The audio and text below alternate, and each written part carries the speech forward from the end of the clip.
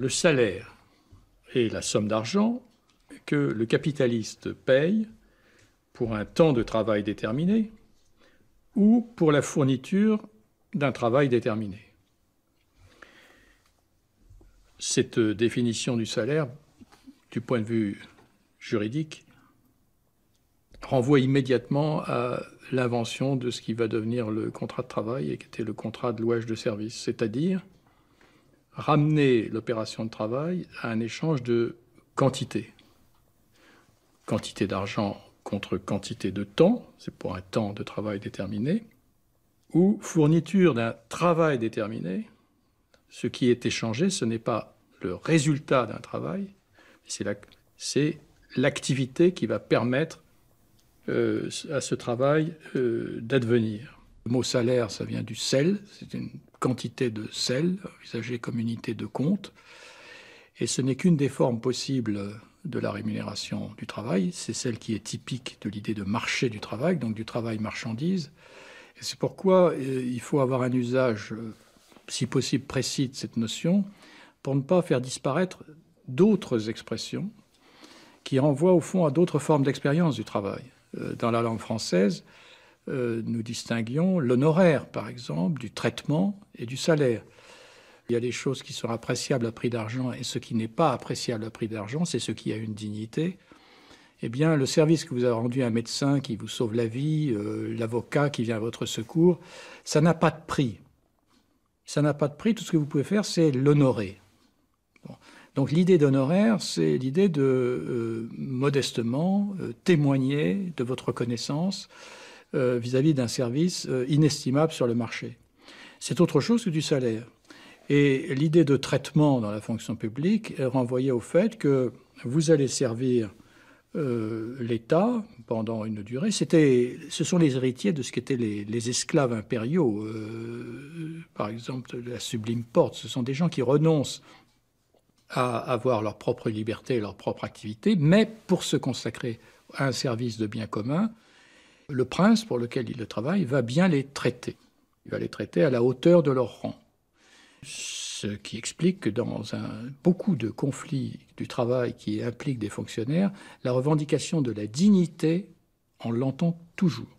Vous verrez les infirmières défiler, elles vont dire on veut être mieux payé, mais on veut reconnaître la dignité de notre travail. C'est typique d'un certain rapport au travail. Vous n'allez jamais voir ça dans le secteur marchand.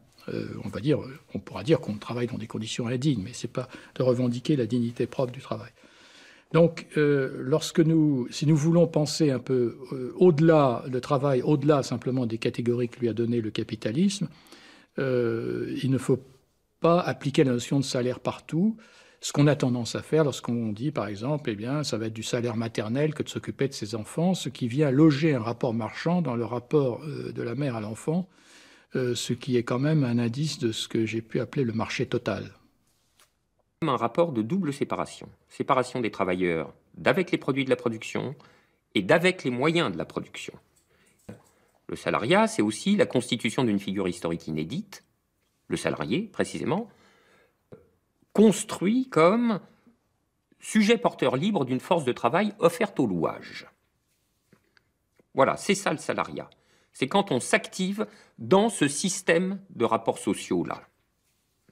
En fait, pour que le salaire se généralise, pour que l'économie se mette à reposer sur le salaire, il faut une condition préalable.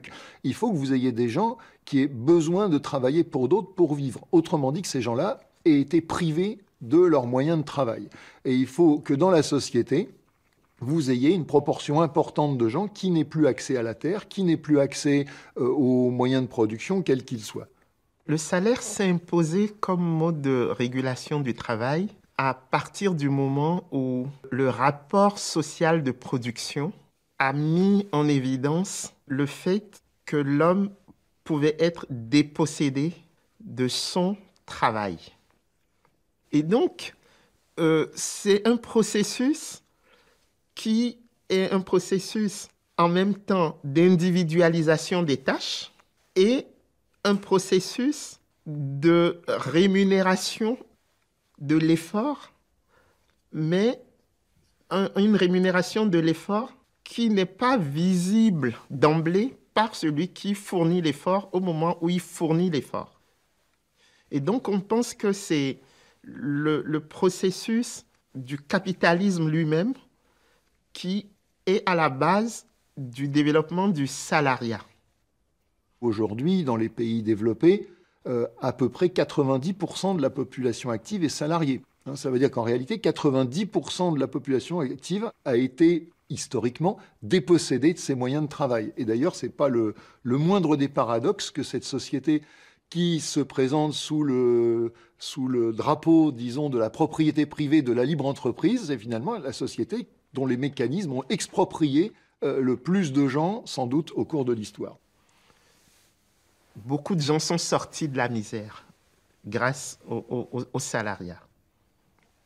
Mais à l'heure actuelle, ce qu'on observe, c'est que ce schéma que nous qualifions de taylorien-fordiste, il bute contre un certain nombre de réalités.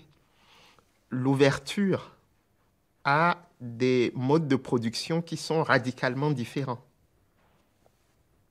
Un discours néolibéral qui est un discours culpabilisateur, qui consiste à dire, vous voyez, vous gagnez très bien votre vie, vous ne devriez pas vous plaindre. Okay. Et en face de vous, on vous brandit les salaires des Chinois ou les salaires des Africains.